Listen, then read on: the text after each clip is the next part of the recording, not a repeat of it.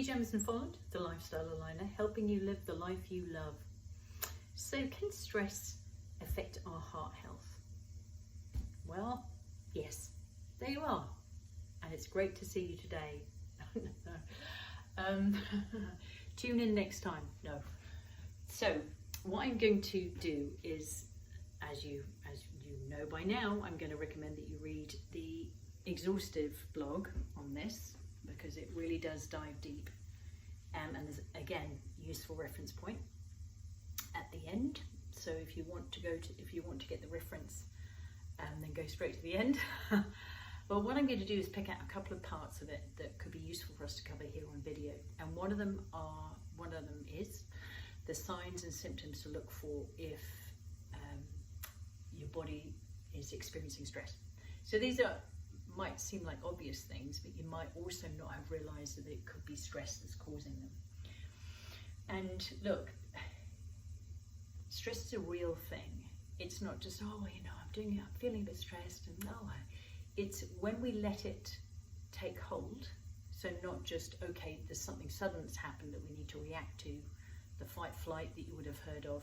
Look, that's fine. It happens from time to time, ideally not all the time. We don't have like really urgent deadlines that come up every day, because that's kind of our body's equivalent in terms of the reaction that we have to attempting to dodge a saber-toothed tiger. In terms of what's launched with the stress response. But when it goes on and on and on for a long time, that's when we can actually start to cause physiological harm in our body, which can then build up as inflammation and then disease. So when we get these symptoms, it's often a sign that our heart is under stress. So classic rapid heartbeat, our blood pressure increases, and we might feel chest tightness or pain. Shortness of breath, that's a classic. The high blood pressure, and fatigue. So like fatigue that just, it can come in waves, but often generally just this general feeling of tiredness. And it doesn't always mean that there's something up with our hearts, but when it keeps happening and it's over a longer period of time, that's a bit of a red flag, and it might be worth going and seeing your primary healthcare practitioner and having a chat.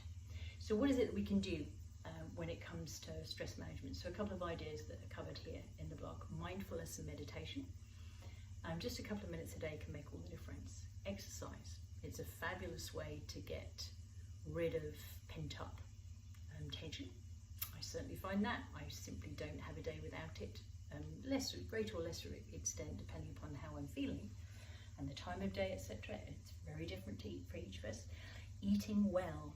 So eating food more in its natural form, plenty of fibre, eating the colours of the rainbow, hydrated foods rather than just lots of processed foods, and fueling our body in a way that we know it can then serve us as best it can.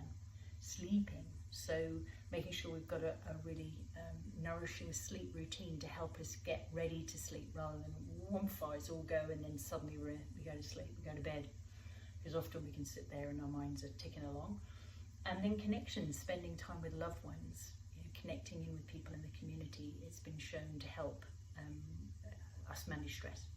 So do any of those ring a bell for you? Are there any there in that list in terms of ways that we can help ourselves to manage stress that you might trial that you haven't, or ones that you've already found useful? Always good to hear from you.